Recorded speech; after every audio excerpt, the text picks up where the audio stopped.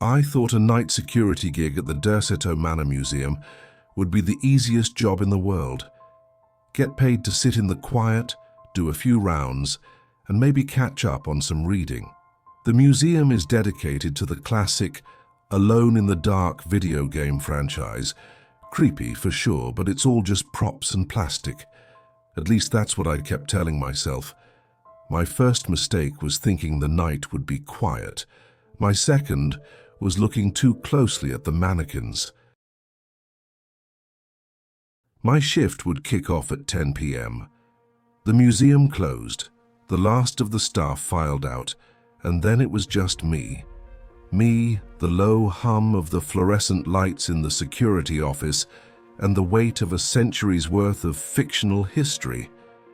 The whole place is a faithful recreation of Derceto Manor, the haunted house from the original game.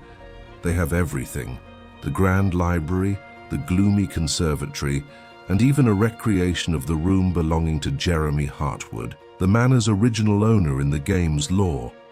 It's all designed to feel authentic, like a love letter to the game. My job was simple: walk a patrol every 2 hours, check the locks, and make sure no one breaks in to steal a plastic candelabra. For the first few weeks, it was just as boring as I'd hoped. The silence was total, broken only by the creak of my own footsteps on the polished floors. The first weird thing happened while I was in the security office, watching the monitors flicker. Just after 1 a.m., I heard a thump come from the direction of the grand parlor exhibit. I keyed the camera over, but there was nothing. Just the same old stagnant scene of a dusty fake piano and some velvet ropes. I even rewound the footage, but there was nothing there either. I just shrugged it off. Old buildings make noises, right? It's a massive mansion, even as a recreation. It's bound to settle. I made a quick note in the log: unidentified sound, grand parlor, and went back to my coffee. But about an hour later, during my patrol, I walked through that same room. Everything was exactly in its place, except for a single sheet of music that had been sitting on the piano.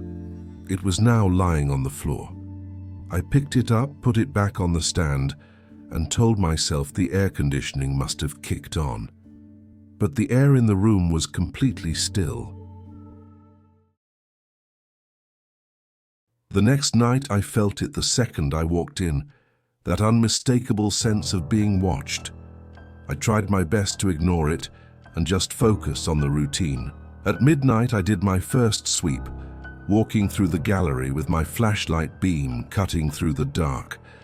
The main attraction in this area was a set of mannequins dressed as the game's heroes, Emily Hartwood and Edward Carnby.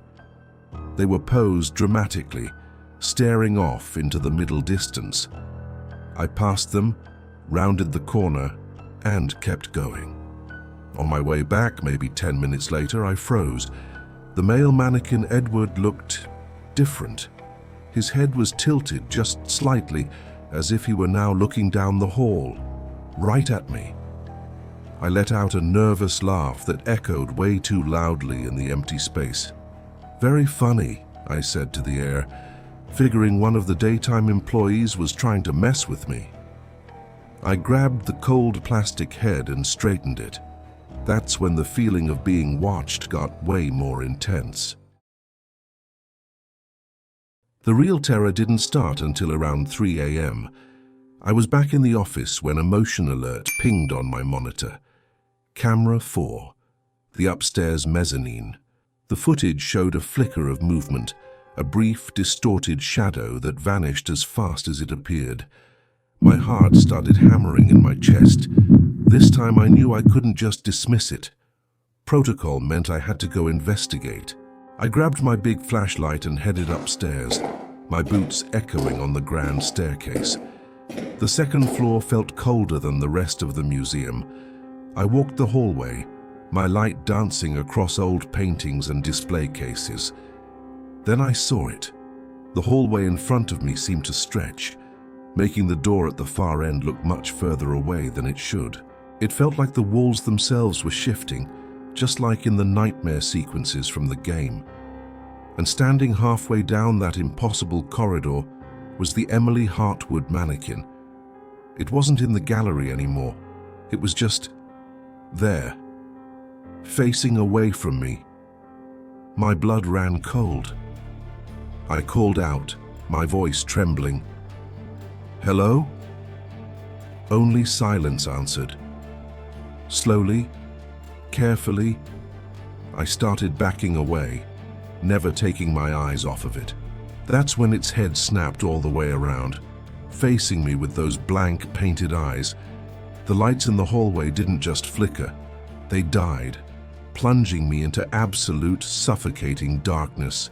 The only thing in the world was the narrow beam of my flashlight. Then I heard a scrape, a dry, rasping sound. It wasn't just the one mannequin. From the doorways of other exhibit rooms, I heard more shuffling, a soft dragging noise. They were coming out. I couldn't see them, but I could hear them, a quiet symphony of plastic and fabric moving in the pitch black. I wasn't a security guard anymore. I was prey. I just turned and ran. I didn't care about protocol or procedure. I ran on pure animal panic, the shuffling sounds chasing me, somehow getting faster. I burst back into the security office, slammed the reinforced door shut and threw the deadbolt. The scraping sounds reached the office door, followed by a soft, insistent tapping on the security glass. I huddled under the desk, fumbling with the radio, but all I could get was static. The phone line was completely dead. I was trapped, just listening to the nightmare outside my door until the first hint of dawn crept through the window. As the sun came up, the sounds just stopped. I waited for what felt like forever before I finally dared to look at the monitors. The halls were empty. The mannequins were all back in their places, frozen in their dramatic poses. Nothing was out of place. I didn't even bother writing a report. I just left my keys, my badge, and my radio on the desk, walked straight out the front door and never looked back. The job posting was online again 2 days later. I just wonder how long the next person lasted before they realized the exhibits in Derceto don't just tell a story, they pull you right into it. Have you ever had a job with a creepy, unexplainable secret? Let me know your story in the comments. And if you want more tales from the darkest corners of the world, make sure you subscribe.